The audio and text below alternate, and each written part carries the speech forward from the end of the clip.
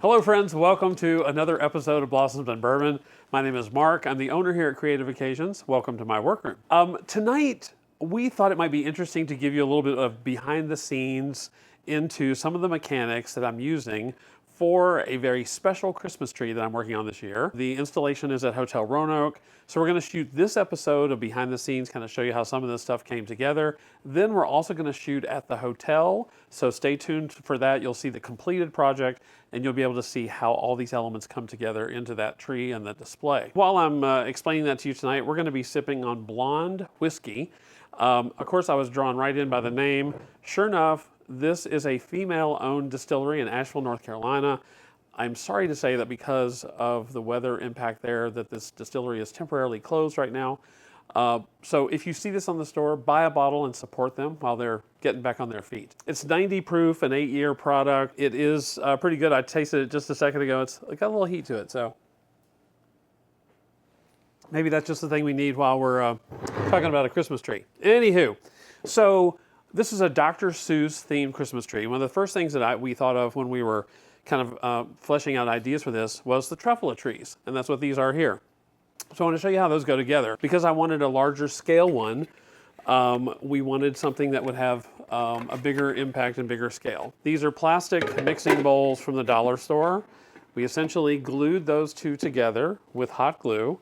Then we took the hot glue gun, we simply held the hot glue gun against the plastic, and it melted a hole in the plastic.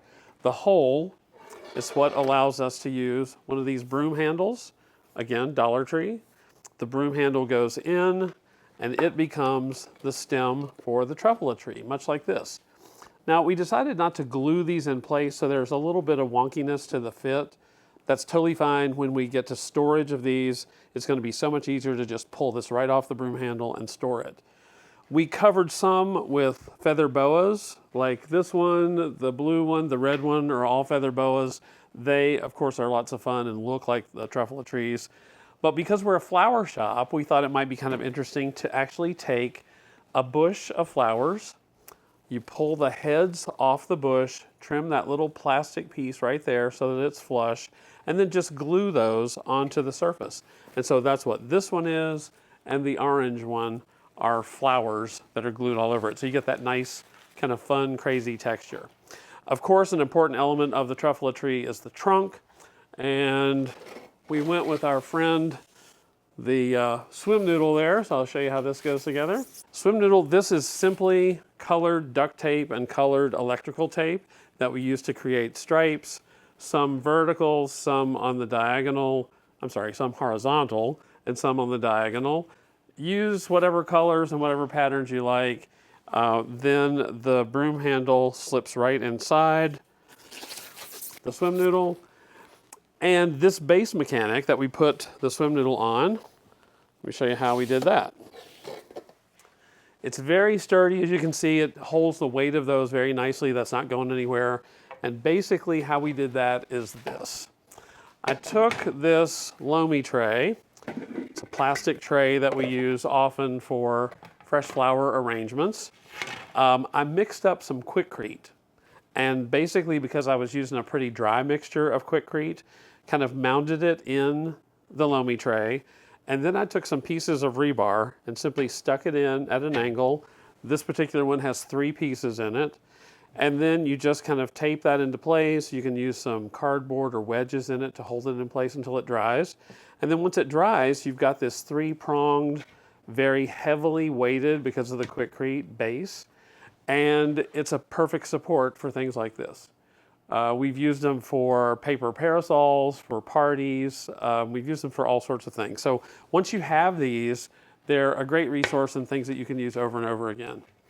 So that's the truffula tree, which, you know, is important to any Dr. Seuss themed tree. A couple things else that we made. One fish, two fish, right? Again, something that's got high recognition for Dr. Seuss.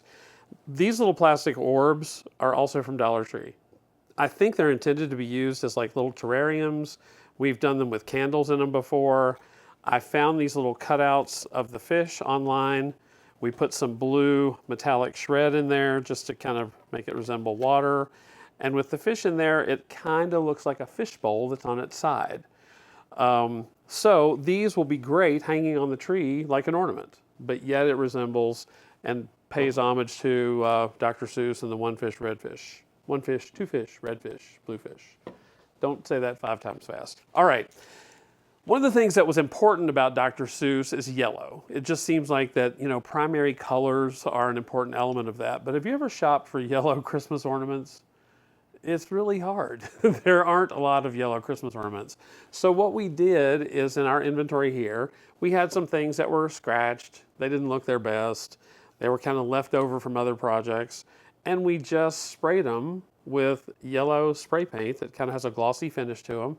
When you're spray painting, as I'm sure you already know, light coatings and lots of coating, okay? Lots of layers. So one application lightly, wait, let it dry, another application, wait, let it dry, and do a third or fourth. This really ensures that you're not gonna have drips and runs with the paint, and then you have a great yellow ornament for your tree, and you gotta have yellow. Because Dr. Seuss is about books, we took just some books that came from the Goodwill or the thrift store, used some solid colored paper and covered them. So those are going to be great in stacks along with packages and things like that in the display for the tree. I found this set of alphabet cards online, and so we punched holes in the corners of them, and those are going to become ornaments on the tree as well. And of course, we're going to use books on the tree. I'm a huge fan of Dr. Seuss, first of all, but these little children's books are just so much fun. So to get them suitable to hanging on the tree, we didn't want to drill holes or any of that kind of stuff. So what we did is we put a ribbon through the book, just kind of thread it through, pull it around, and basically you're going to tie it into a knot right here at the top of the spine. Once you've tied it into a knot, you can tie another loop in it, and that loop will become the loop for hanging. Okay? Really pretty easy and also pretty secure. I haven't said that, but when you do a tree like this in a public place, it is important that you have your ornaments be secure. There's a lot of traffic, people are walking by, children are there, they're tempted, whatever the case may be. So we really work hard to make sure that everything on the tree is nice and secure, and we lose very little from our trees every year. A fun thing that I did for one of my granddaughter's birthday party with books was to make a garland just like this. You take a long, long ribbon, we actually in their case strung it across the kitchen, and then you just lay the books across the ribbon and create a garland that runs for as long as you want it to. And that is a super cute look for a party. There. So it's just like a little flag display almost, except they're books. You can use, if you're doing this for a kid's party, you can certainly use their favorite books, but it would work great for a Christmas display like this too. So that's how we are applying the books. We're also, this is Horton, by the way, in case you missed him. Horton, here's a who. Let's have a sip. We're also doing these little things. These I built for another purpose. They're just a block of styrofoam that's been hit with a little green and blue paint just to kind of make it not look like your standard styrofoam. This is a leftover grass skirt from the dollar store clearance.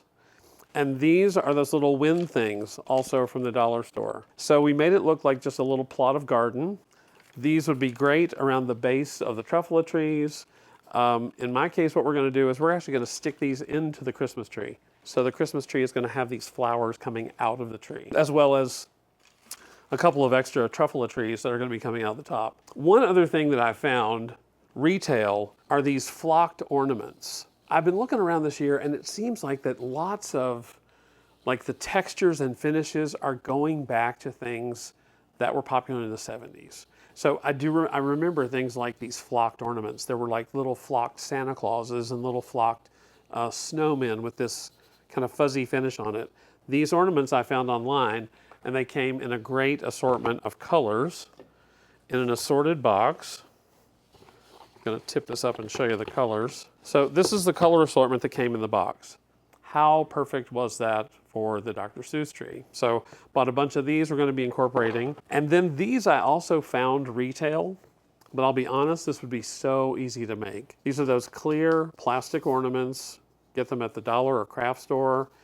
Simply on the front, Holly Jolly Christmas. You could do paint pens and write that on yourself or any custom message you want to put on there. And then just take some craft pom-poms in bright colors and stuff them down inside. Again, I found these at retail and they were on a clearance last year, so they were super inexpensive, which is why they're going on the tree this year. So that's kind of a look at some of the elements that we'll be using for Dr. Seuss. I'm going to put links to the materials that we were using in the description for this video. But then let me know other ideas that you might have or that you've seen for similar kinds of trees. We so appreciate the fact that you do spend your time with us and watch. Be sure and watch for the other episode that's coming up where we'll show you the finished product. You get to see the tree done, all the decor around the tree, and we'll talk about all these various elements and how they play into making up that whole. This has been a quick one, but it's been a fun one. So I appreciate you joining us, and until next time, cheers to you and to Dr. Seuss every day. Thanks. See you next time.